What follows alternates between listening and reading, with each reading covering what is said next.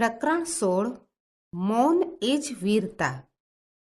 ચંદ્રકાંત મહેતા, જન્મ 6/8/1939. કવિ, વાર્તાકાર, સંપાદક ડૉક્ટર ચંદ્રકાંત હરિશંકર મહેતા સચિનનો જન્મ અમદાવાદમાં થયો હતો. એમનું વતન સરોડા એટલે કે જિલ્લો અમદાવાદ છે. તેઓ હિન્દી વિષયના અધ્યાપક અને નિયામક પદે રહેલા છે. ધીરે વહે છે ગીત એમનો ગઝલ અને ગીતનો સંગ્રહ છે. મન મધુવન અને સ્વપ્નલોકની વાર્તાઓમાં મુખ્યત્વે પ્રણય અને દાંપત્ય જીવનની વાત છે. સ્વાતંત્ર્ય સેનાની યોગાનંદ અને ડૉક્ટર આંબેડકર વગેરે એમની કિશોરોપયોગી ચરિત્ર પુસ્તિકાઓ છે. કેસર ક્યારી તથા નારી તારા નવલખ રૂપમાં પ્રેરક પ્રસંગો છે. તો એક જ દે ચિનગારી તથા અંતદ્વાર એમના ચિંતનાત્મક લેખોના પુસ્તકો છે. ગુજરાત સમાચારમાં ચાલતી ગુફ્તેગો કોલમ નિમિત્તે લખાયેલું ગુફ્તેગો યુવાનો અને પરિણય એમનું સાંસારિક બોધનું પુસ્તક છે. એમણે લોકકવિ મીર મુરાદ અને મુરાદ વાણી નામે પુસ્તકો આપ્યા છે. આ ઉપરાંત એમણે વિવેચન અને સંપાદનો પણ કર્યા છે. ભસવું એ કૂતરાનો સ્વભાવ છે અને મૌન એ માનવીનું. ગમે ત્યાં ગમે તેમ બબડતા માણસો મળે.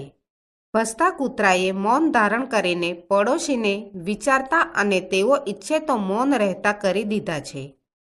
કૂતરું બોલી શકે તેમ નથી, પણ મનુષ્ય ઈચ્છે તો મૌન રહી શકે તેમ છે. સંયમ અને સમજણપૂર્વકનું આવું મૌન ઘણીવાર વણજોઈતી પીડા પ્રશ્નોમાંથી મુક્તિ અપાવે છે. બેવકૂફીભર્યો વાણીવિલાસ એ અંતરનો ખાલીપો સૂચવે છે, જ્યારે મૌન પોતે જ ઉત્તમ ભાષણ સાબિત થાય છે. આત્માનો પરમાત્મા જોડેનો સંવાદ મૌનની મધુર મેળીએ જ સંભવે છે એ આ ગદ્યખંડ દ્વારા સારી રીતે સમજાય છે. એક માણસનું પાલતું કૂતરું ખરા બપોરે ભસતું હતું. એને કારણે પડોશીને ઊંઘમાં ખલેલ પડી. એટલે તરત જ એણે પેલા શ્વાનના માલિકને કહ્યું, તમને કૂતરા પાળવાનો શોખ છે તો એમને કેળવવાની પણ આદત રાખો. પોતાના માલિક પર આગંતુકોને ક્રોધે ભરાયેલા જોઈને કોણ જાણે કેમ પણ પેલું કૂતરું શાંત થઈ ગયું. એ જોઈને પેલા પડોશીને આશ્ચર્ય થયું. એણે શ્વાનના માલિકને કહ્યું, તમારું કૂતરું ભારે સમજુ છે. કૂતરાના માલિકે તક ઝડપી લેતા કહ્યું, હા, કદાચ એ મૌન ધારણ કરીને એમ કહેવા ઈચ્છે છે કે હું માણસ પાસેથી બોલવાનું નહીં શીખી શકું, પણ માણસ મારી પાસેથી ચૂપ રહેવાનું શીખે તોય ઘણું છે. પડોશીને પોતાની ભૂલ સમજાઈ. શ્વાનના માલિકને દુભાવ્યા બદલ દુઃખ થયું. માણસ સોરને જન્મસિદ્ધ અધિકાર માને છે, એને બદલે મૌન સર્વોત્તમ ભાષણ છે એવું માણસ સમજતો હોત તો એની કેટલી બધી ઉપાધિઓ ઓછી થઈ જાત. વાણી એ શબ્દોની અનાવશ્યક લહાણી માટેનું માધ્યમ નથી. હકીકતમાં શોર એ માણસની સમજ શક્તિનું દેવાળું છે. આંતરિક ખાલીપાવાળા માણસો ગરજે છે.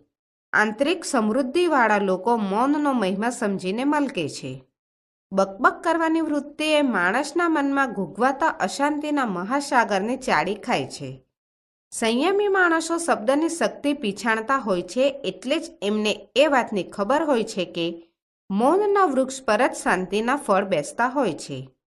પરમાત્માના ટપાલી જેવું ફૂલ મૌન હોવા છતાં કેવો મહત્વનો સંદેશ આપી જાય છે. ભયજન્ય મૌનમાં કાયરતા છે, સંયમજન્ય મૌનમાં વીરતા. વાચાળતા સુલભ છે.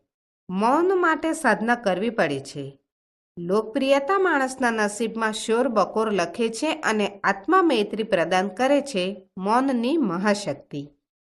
ઈશ્વર આપણી સાથે સંવાદ સાધવા આતુર છે, પણ ધાંધલ ધમાલ અને શોર બકોરમાં આપણે તેના પગલાંનો અવાજ સાંભળી શકતા નથી. પરમાત્મા કહે છે, મારે બોલવું છે પણ તમારો આત્મા પહેલાં ચૂપ રહે એ શરતે. ઈશ્વરના આ પડકારને ઝીલવા માટે આંતરિક શાંતિના ઉપાસક બનવું પડે. સંસ્કૃતિ મૌન મહિમાની ગાયિકા છે, જ્યારે વિકૃતિ છે શોર બકોરની છડીદાર.